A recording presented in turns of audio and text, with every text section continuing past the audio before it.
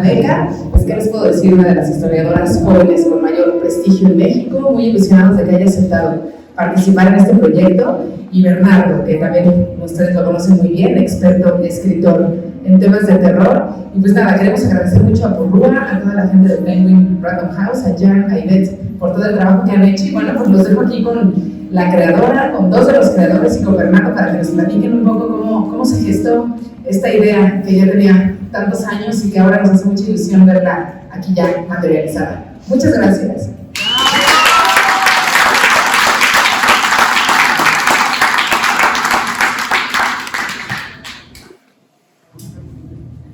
Pues muchas gracias por estar aquí, gracias a mi queridísima Daniela Carreño por la presentación. Ella es la culpable de que estemos aquí porque ella es la editora de este libro y ella se le ocurrió, pues ya no me acuerdo, que la pandemia no había empezado o quizá iba muy apenas y me decía, tenemos que hacer un libro para niños de la Ciudad de México. Y de ahí, de empezar a platicarlo, de imaginarlo, de pensar cómo podemos entusiasmar a las infancias actuales en la historia de la ciudad, pues fue que eventualmente ya al fin violamos este libro, así que también un aplauso para ella, por favor.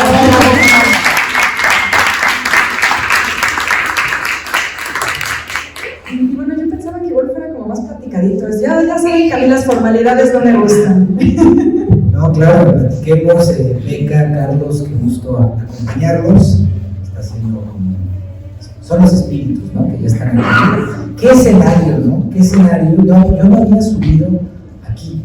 Tú sí, porque te has metido hasta donde no se puede, como por el programa El Foco, sabemos yo del vídeo, ya lo han visto, ¿no? Que se mete a sótanos, lugares ahí como Indiana Jones, que mete salido. Pero no, estamos en un gran escenario para presentar un libro que me parece que es muy importante. Vamos a ir platicándolo, vamos a ir desglosándolo. No quiero hablar de la trama, porque la trama es de veras sorpresiva, tiene muchos detalles que son como, por ejemplo, no voy a decir nombres, pero cameos, apariciones, cosas que van surgiendo, que es de veras muy disfrutable, entonces no vamos a quemar nada de eso, pero sí vamos a ir tocando, bueno, lo que se pueda tocar sin revelar nada, y del proceso creativo, etc. Y creo que lo primero que vamos charlando, porque a quienes hay que oírlos es a Beca, a Carlos y a Chuy en presencia, pero bueno, me parece que es un libro muy importante porque esto es una carta de amor, ¿sí? Esto es una carta de amor a la Ciudad de México y en concreto al centro histórico, que como sabemos, en el inicio la ciudad era esto nada más, y luego ya fue expandiéndose, creo que por desgracia, pero bueno.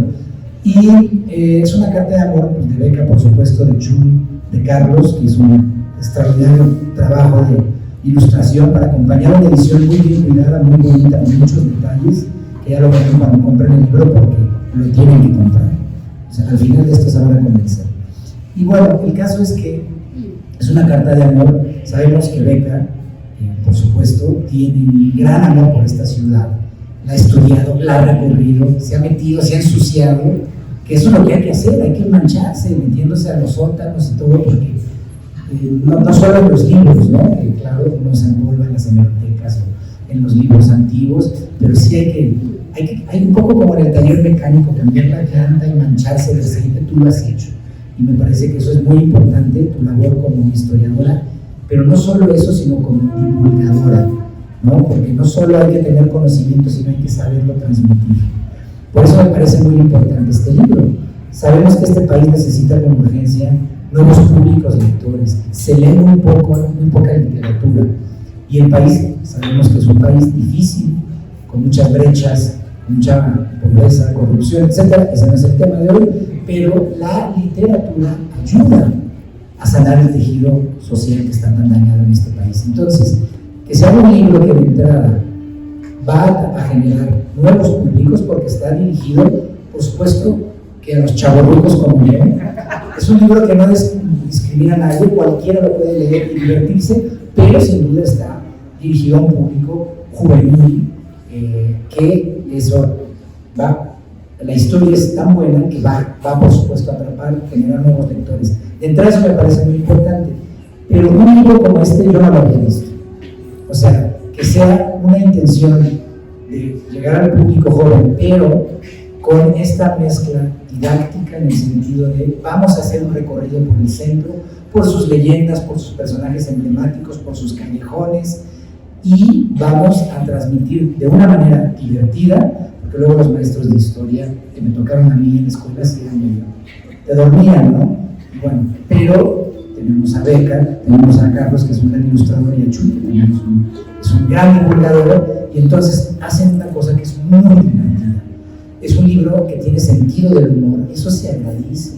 Luego la literatura mexicana está solemne, ¿no? Aquí uno se ríe, pero uno se emociona. Esos son los espíritus chocarreros que uno se emociona con este libro porque tiene intriga, porque cada capítulo te deja enganchado. Es un thriller, están pasando muchas cosas sobrenaturales todo el tiempo, quieres saber qué sigue, pero también es un libro que tiene cosas fuertes, tiene emociones fuertes.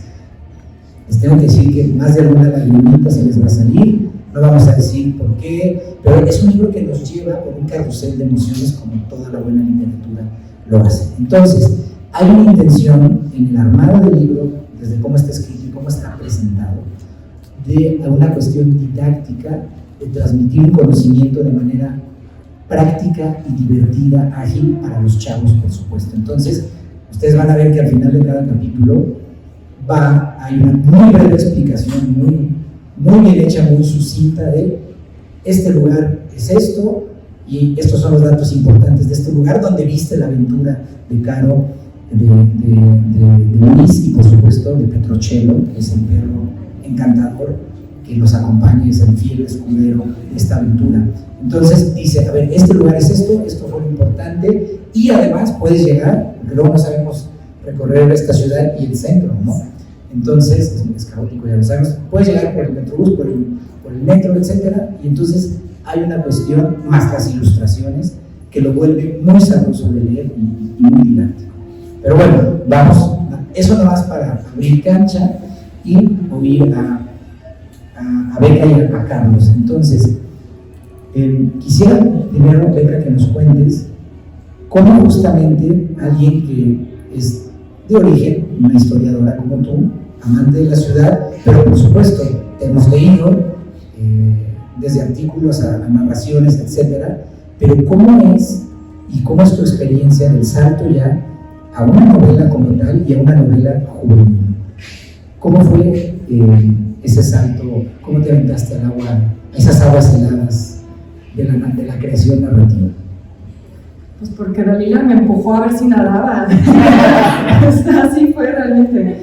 Sí fue un poco como por su empuje, su insistencia, que bueno, lo digo con mucho cariño, pero era estar encima de mí así de hay que hacerlo, porque yo le tenía mucho miedo a la literatura infantil. La verdad, yo le decía a Dalila, es que yo no sé hablarle a los niños, yo no convivo casi con niños, o sea, no sé cómo siquiera empezar, ¿no? Entonces, fue un proceso un poco largo de ir imaginando cómo puede ser esto, y también sabemos que la historia, como tú dices, para la mayoría de los niños es aburrida, ¿no? Entonces, estaba ese reto de cómo hacer un libro de historia para niños que no los aburriera.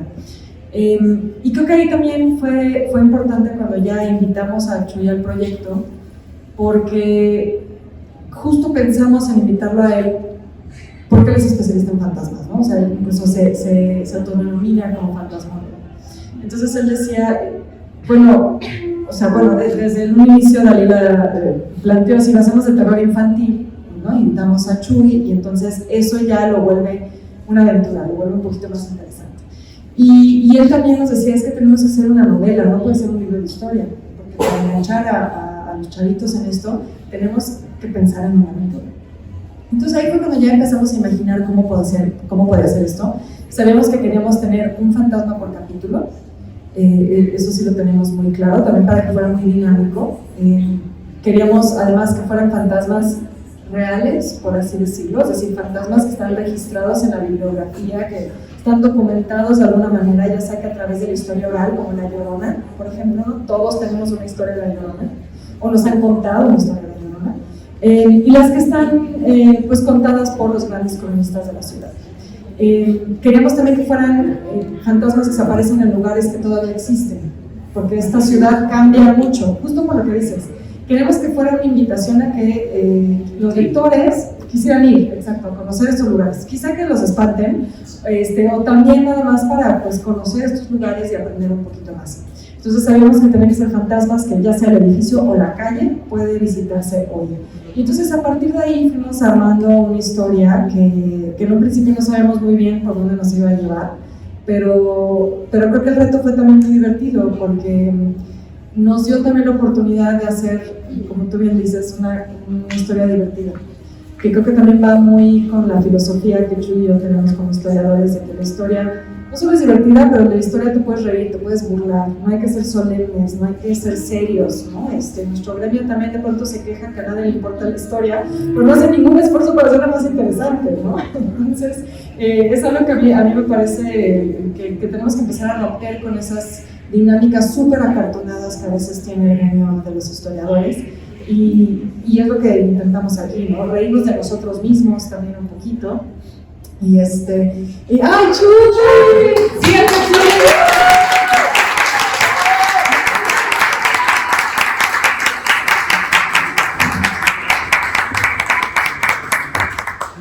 Sí, bueno, llega nuestra fantasmóloga, así que les pido un aplauso, por favor.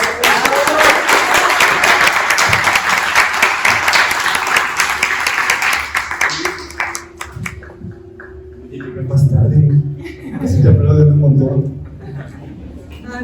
Dale. Pues sí, justo estábamos platicando un poco del proceso, cómo empezamos a darle forma al libro. Y bueno, les decía que Chuy, que tú y yo tenemos como una filosofía muy similar sobre qué debe ser la historia y cómo contarla, pues que hay que divertirnos y reírnos y burlarnos y todo esto, ¿no? Porque Bernardo en su generosísima introducción pues decía que es un libro divertido. Entonces así fue como, pues fuimos como imaginando las cosas, bromeamos mucho con que queríamos hacer el Harry Potter mexicano. Entonces de pronto decíamos, es que tiene que haber una Hermione, ¿no? Entonces, Caro es la Hermione, porque entonces, ¿cómo íbamos a meter el contenido histórico sin que se viera forzado? Pues claro, tiene que haber un personaje que diga, ay, yo ya leí de esto en la biblioteca. En nuestro caso, pues una secundaria pública en México tristemente no tiene una biblioteca como la de Hogwarts, pero en el centro hay librerías de viejo. Entonces, Caro podría decir, esto ya lo vi, me encontré un libro en la librería sobre eso, y entonces ella nos podía ayudar a ir contando toda esa parte histórica que queríamos incorporar. Y Luis, la aventura, ¿no? Luis un poco la aventura, el sentido del humor, él nos ayudaba a romper el acartonamiento, y bueno, ahí no sé si tú quieras contar más, porque Luis es más creación tuya. No, y aparte en esa biblioteca van buenos escritores. Sí, hablábamos de los cameos, ¿verdad? A esa librería se asoman muy buenos escritores que también tienen un gran cariño por el centro histórico y por sus historias de terror. Sí, bueno, yo creo que Luis es un homenaje a mi hijo, ¿no? Porque está proyectado todo el tiempo, estoy proyectando a mi hijo en ese personaje, y también a los vecinos del centro histórico, porque tratamos a toda costa de hablar de este niño de barrio, este niño que es muy fuerte y que lo visibilizan a cada rato, ¿no? Por ser, yo digo de broma cafecito, pero además es por payaso. Y bueno, pues en ese sentido hicimos como que Felipe y yo tratamos de darle voces a esos personajes, ¿no? También a las familias distintas, ¿no? Estas familias distintas que habitan en el centro histórico y que cada una tiene pues su lucha, ¿no? Hay muchas cotidianas, hay combates cotidianos que escapan ante la sonrisa de un niño. Tú piensas que un niño siempre la va bien, y no es cierto. A los niños tienen unos conflictos tremendísimos. Y bueno, pues en ese sentido, en ese humor hicimos a Luis muy dicharachero, escucha Chava Flores, ¿no? Y se comparte, es bonito porque escucha Chava Flores y Caro le presentó a David Bowie, ¿no? Entonces estaba muy chida la combinación de esta niña que sabe, que tiene muchas ganas de saber y de leer, y este niño más aventurero y más a lo que es usualmente pues el niño que no cabe en las escuelas, ¿no? A aquel que le dicen que está averiado, ¿no? Estos niños averiados que les dicen, tiene TDAH, no, lo que tiene es unas ganas de romper el sistema que no puede conseguir, ¿no? Si tú no entiendes, ¿no? Entonces en ese sentido pues hicimos a a este Luis. Y bueno, por ahí sigo, porque ahorita han hecho muchas cosas, pero los Luis. Bueno, Beca, dices que no tienes como experiencia en llegarle al público juvenil, infantil, pero yo una vez te conté que mi hija de 9 años oye la chisma y la oye con muchísima atención. Entonces, sí le sabes, evidentemente, y en este libro pues se comprueba también. Bueno, también quisiera aprovechar que está aquí Carlos, por supuesto, que además, bueno, ya lo verán cuando compren el libro, porque lo tienen que comprar. El trabajo de ilustración que hizo es espectacular, acompaña muy bien a estos personajes y además hay muchísimos detalles que ya los verán. Cada capítulo tiene también un dibujo que es como un portal ¿no? de la ilustración que nos va a meter en cada determinada aventura, en cada determinado fantasma, y hay también como notitas, hay muchas cosas. Es un trabajo que acompaña de manera estupenda esta historia. Entonces, Carlos, cuéntanos cómo fue tu proceso de adaptar esta historia con tantas recovecos, con tantas aventuras, etc. Ojalá que tal, no me gusta hablar, pero bueno, yo lo sé dibujar, ¿no? Pero bueno, yo siempre digo que los ilustradores somos como las parejas, los que te escogen, ¿no? No los escoges. ¿No? Y a veces lo que sí es escoger a los escritores o proyectos, pero no, generalmente más bien te llegan proyectos. Y si uno tiene la suerte, como esta vez, te llegan proyectos así, con mucho amor y con mucha pasión, y que acaban siendo una cosa increíble, ¿no? Yo le agradezco mucho a Dalila, que fue la que me contactó, y pues fue sorpresa tras sorpresa, porque al principio lo único que me dijo Dalila fue, no, va a ser un libro sobre fantasmas en la ciudad, y contactamos a 2 youtubers loquísimos, y me dice, yo no es fantasmólogo, ¿tú crees que existe eso? ¿Cómo es posible? Bueno, con eso ya dije, no, yo dónde firmo, ¿no? Yo quiero hacer algo así. Pero ahora sí yo tenía la idea de que iba a ser una cosa como más, pues más seria, ¿no? Como más histórica, ¿no? De que iban a decir así como, casi como capítulos de cuentos, o sea, como que no tenían claro realmente. Capítulo 1, La Llorona. Se dice que La Llorona. Dije, bueno, está bien, pero después ya nos reunimos por Zoom y ya los conocí y dije, no, pues sí están loquísimos y aparte y no sabía ni qué querían, pero decían, bueno, nada más quiero, tiene que estar fantasma, y decía, bueno, pero qué voy a buscar, ¿no?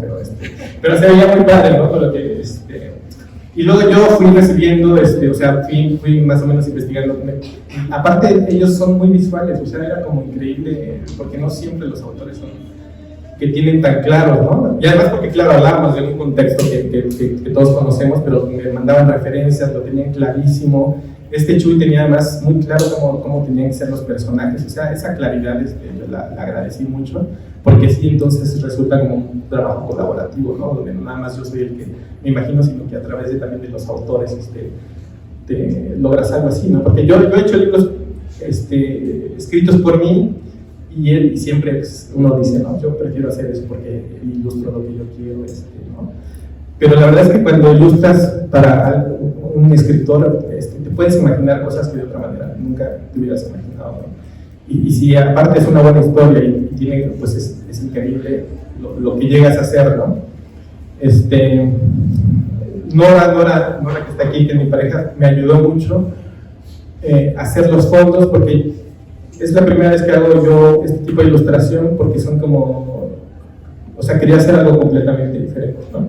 Como pintados, entonces ella es pintora, entonces yo decía, bueno, a ver, píntame aquí los fondos, y yo le hago los dibujos y hago los personajes. Entonces, es un trabajo que he hecho que para mí es muy importante porque es muy colaborativo, ¿no?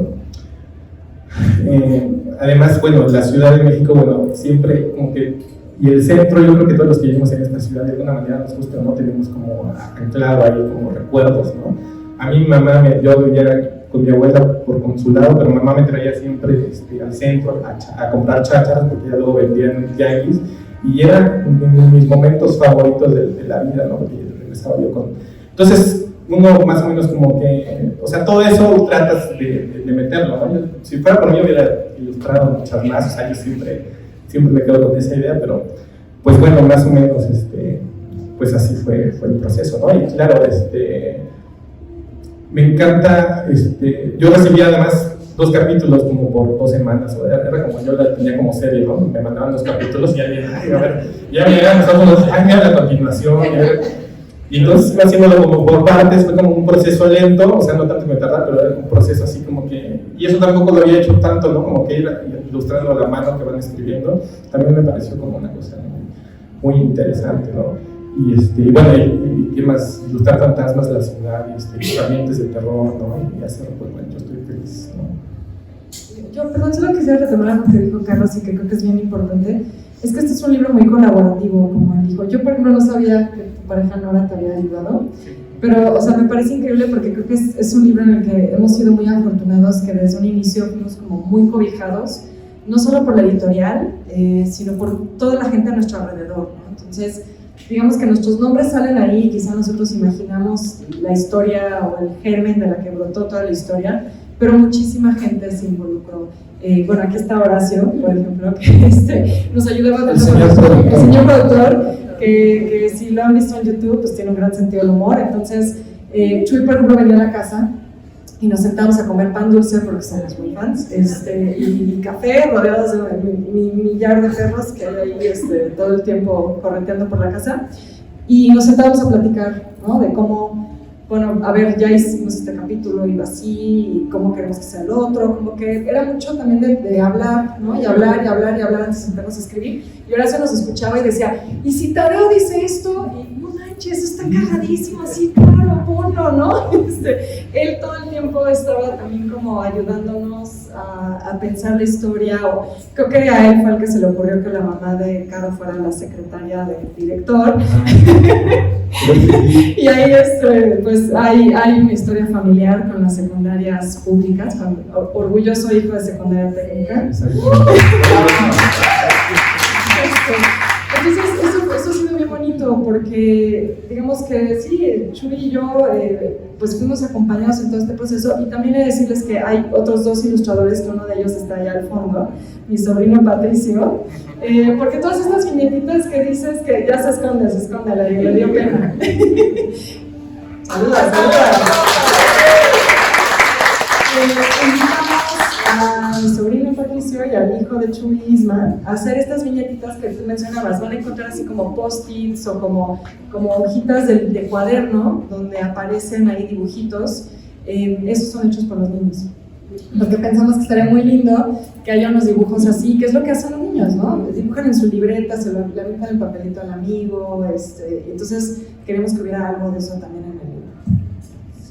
Sí, quisiera que nos cuenten, Beca y Chuy, ahondar en esto que me parece importantísimo. Ya algo habías mencionado, Beca, hace un momento, de que era importante para ustedes que lo que está retratado aquí todavía existiera, ¿no? Y que la gente lo pueda ir después, Biblia en mano, a ir a hacer el tour. Próximamente veremos los boletos para el tour de Luis y Caro contra los fantasmas de la ciudad, porque hay muchísimos lugares que ver.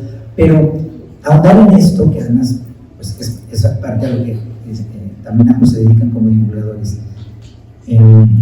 esta diferencia entre recuperar la memoria de la ciudad de todo lo que se ha perdido, porque se ha perdido muchísimo en esta ciudad de la destrucción, por desgracia, pero no solo es como decir, todo esto existió y no debemos olvidarlo, sino todo esto, por otro lado, existe y hay que verlo y hay que conocerlo, porque es increíble, nos pasa a todos. A mí me pasa como cuando andamos, sobre todo por esta zona llena de historia y de capas, que es un palincesto, capas y capas de historia, que pasas por un lugar y no te das cuenta qué es y lo que vale la historia que hay.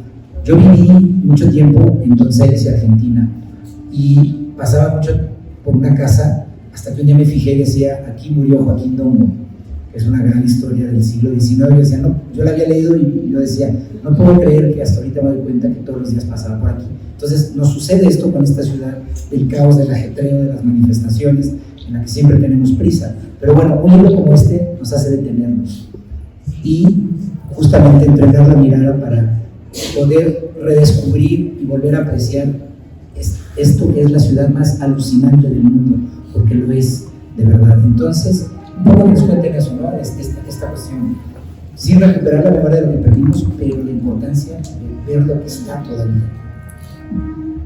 Chuy, ¿tú quieres decir algo? Pues yo creo que sí, yo creo que lo que hicimos Lupita y yo es recuperar la ciudad imaginada, porque está el espacio y no nos dice mucho cuando está el espacio, ¿no? Y más con el ajetreo de las tardes, que realmente como que detenerse a ver en dónde está uno parado, y tú llevas la prisa. El centro lamentablemente tiene mucha prisa, se camina con mucha prisa, pero ¿qué pasa cuando llegan las 7, 8 de la noche y empieza como que a apagarse y surgen los vecinos? Los vecinos son entes muy raros en el centro histórico porque surgen en las noches, ¿no? Entonces salen en las noches y es cuando ves a la señora que sí tiene una vida muy común, va a la papelería, compra, los niños empiezan a jugar. Me tocó mucho ver esto en el barrio de la Merced. En el barrio de la Merced es un caos de los más hermosos que hay en todo el centro. De repente se apaga y empiezan a salir la gente que sí vive ahí, y pues sus relaciones son lejos de que uno las imagina como comerciales todo el tiempo. No, se apropian también del espacio, y ahí es cuando surge la ciudad imaginada, ¿no? Cuando surge cualquier perico, ¿no? Y dices, caray, aquí mataron hasta el perico. ¿Qué que escribió eso, no? Mataron hasta el perico, mataron a todos. Y bueno, pues empiezan a surgir estas historias, ¿no? Estas historias que son pues documentadas por los cronistas, y que el trabajo de la crónica pues ha estado modificando constantemente. Entonces, hacer este libro pensando en que se recuperara el espacio era un buen proyecto, pero pues sí, pero también hay que contar una historia, ¿no? De cómo la gente del centro es la guardiana de estas historias. Al final de cuentas son los que se van a quedar, porque son los que van a permanecer, siempre y cuando no los gentrifiquen demasiado, y son los que se van a quedar, ¿no? y van a perpetuar las historias. Entonces, más o menos con esa idea hicimos esta recuperación, ¿no? Sí, yo ahí también agregaría que desde un inicio dijimos, ya cuando tenemos como más claro que queríamos hacer una novela, sí dijimos, tienen que ser personajes que vivan en el centro, y pensamos en la Lagunilla, ¿no? Que sean de la Lagunilla. Y eso es algo que también tomamos en cuenta, porque pensábamos, si vamos a hablar del centro, no podemos tener a un niño de la Condesa Roma que pueda descubrir el centro con sus papás, porque también ya pues ya es suficiente esas historias, ¿no? Ya no soy igual, ya no. Sí, o sea, como que también hay otras historias en la Ciudad de México, ¿no? No todos vivimos en la Condesa Roma, Polanco, etc. Entonces, queríamos que nuestros protagonistas fueran pues de esos barrios que a veces quedan fuera de la literatura culta, o fuera del cine, o fuera de las series, ¿no? Que fuera pues gente del barrio, de una zona popular. También por eso yo insistía mucho a Carlos, ¿no? Tiene que ser más moreno, porque sí queríamos que fueran personajes pues con los que la gente se pudiera identificar, y como también decía Chuy hace un momento, una decisión que también en un momento tomamos muy consciente fue: hay que retratar distintos tipos de familias, no pueden ser familias nucleares todas. Entonces, Caro pues sí tiene mamá y papá, pero Luis solo tiene a su mamá es mamá soltera. Tadeo, que es un personaje infantil como secundario, solo tiene a su abuelo, o sea, él nunca sabe si tiene papás o no, él solo habla de su abuelo. Entonces también decir, a ver, hay mamás solteras, papás solteros, hay abuelos que se encargan de sus hijos, hay tíos, o sea, hay que contar esas historias también. Y también, como bien decías, no solo ser guardianes de la memoria del pasado, pero también hablar de nuestro presente, porque en nuestro presente también hay cultura. Y en esas prácticas del barrio, que a veces lo hicimos con mucho humor, ¿no? O sea, que la mamá se va a poner uñas a la Merced, o vaya a comprar su tinte, o que si lo lleva a Luis al mercado Sonora por algo de espanto. Puede sonar como algo chusco y divertido, pero a la vez lo que queríamos decir es, ahí también hay cultura, ahí también hay historia, también hay que voltear a ver eso.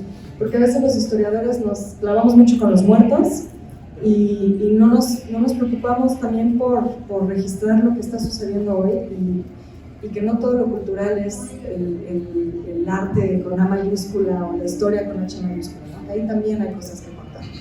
Sí, incluso se dejaron de contar las historias de fantasmas por eso, ¿no? Porque se veían como algo que no pasara como racional o como importante, incluso se relacionaba con lo salvaje, con lo burdo, con lo torpe, siendo que es una de las emociones más potentes que existen, la del miedo, referenciar estos miedos en tus espacios comunes, pues te habla de la ciudad, algo está pasando en la ciudad que tienes que referenciar los espacios comunes como espacios de miedo, algo pasa en esta ciudad.